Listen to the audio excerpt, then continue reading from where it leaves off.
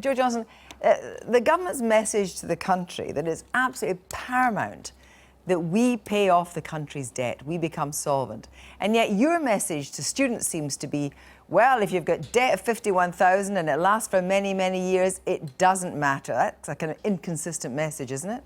No, we have a world-class higher education system. 3 universities in the world's top 10, 19 in the world's top 100, 81 in the world's top 1,000. They need to be sustainably funded, and we need to share the cost of that funding fairly between the individual student who goes on to have high lifetime earnings, higher than those who don't get a chance to go to university, and the general taxpayer who may often not go to university. We need to share that cost fairly, and that's why we have this system. But you called Jeremy Corbyn a liar when he said that the fees discourage poor students from going on to universities. It's simply not fair, and you said he was a liar.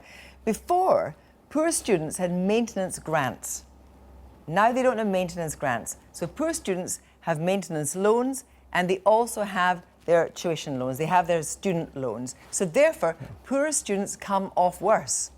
Well, I didn't use the word liar. What I said was he's factually wrong. The number of students from disadvantaged backgrounds is at a record high. And our finance system is enabling them to go to university in record numbers. But you do accept that poorer students are worse off when they come out because they don't have maintenance grants anymore. They have maintenance loans. I don't accept that. If they get a well-paid job, they're worse off. No, I don't accept that. The government has made more financial support available to people from disadvantaged backgrounds, so they have the cash in hand to enable them to go through university. Now, these loans are only repaid once they're in a graduate job earning above £21,000. So they're not saddled with debt, as you say. They don't have to repay until they're earning. But poorer students have to pay back more, and they are worse off than a lot of other students. And they're worse off if they get a good job. They're actually worse off. A different way of putting it is to say the government... But it's the right way of putting it. No, not necessarily. The government is making more financial resources available to people from poorer backgrounds, so they have a chance to go to university, and they are. But you wanted to have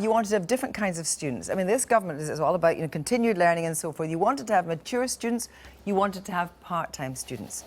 But there has been a drop in mature students and part-time students of 56% since tuition fees came in. Exactly the opposite of what you wanted in the last 5 years. Well, there are many reasons why we've seen a decline in part-time students. But presumably you're very upset about it. One of the reasons is that so many more people are going to university for the first time when they're younger and are therefore not seeking to acquire higher education later in life. That's one reason. But people need to retrain, don't they, as their jobs change? A second reason is we've got an exceptionally strong labour market, so the appeal of part-time education diminishes relative to the attractions of going into work when there are those opportunities. You're just saying that actually the appeal of part-time work diminishes in climates like at the moment. Part-time study. When there's a buoyant labour market, the opportunity cost of going into part-time study is higher than when there are fewer jobs around. That's true. So in fact, we have now a diminishing of part-time students.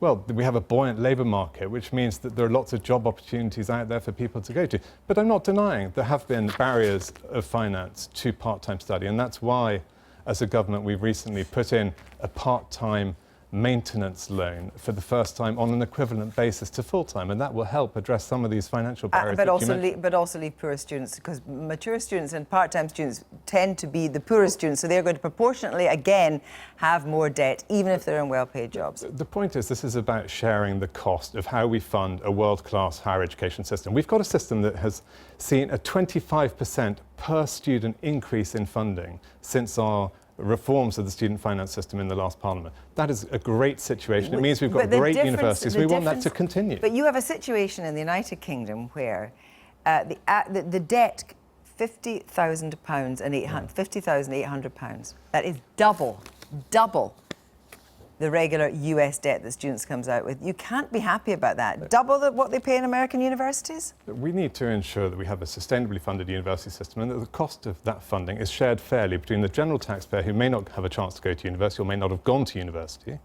and the individual student who will have a much higher lifetime earning trajectory than the general taxpayer. Are you actually happier with that? Are you happy with that? It's a fair system to share the cost of funding higher education in this country.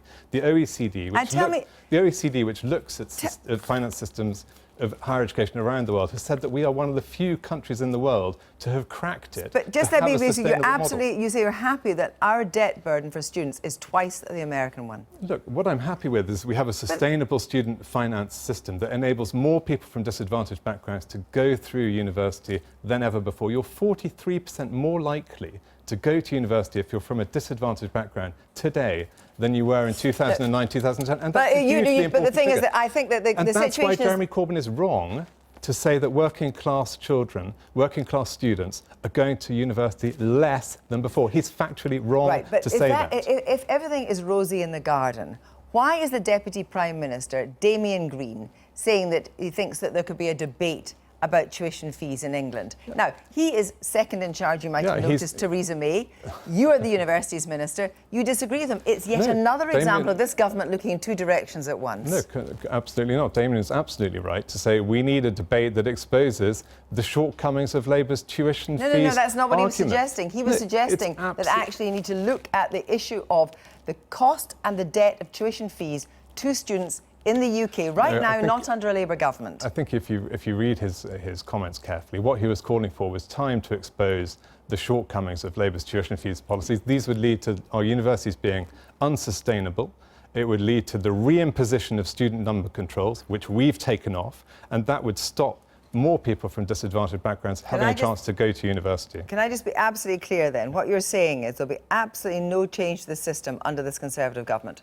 What I'm saying is we've got a good system. It's enabling more people from disadvantaged backgrounds to go to university than ever before. It's sustainably funding our universities. It's working. We have a world-class system, and we wouldn't want to change the fundamental features. Of course, we always keep it under review to ensure it's fair and effective, and that will remain the case. Joe Jones, thank you very much indeed.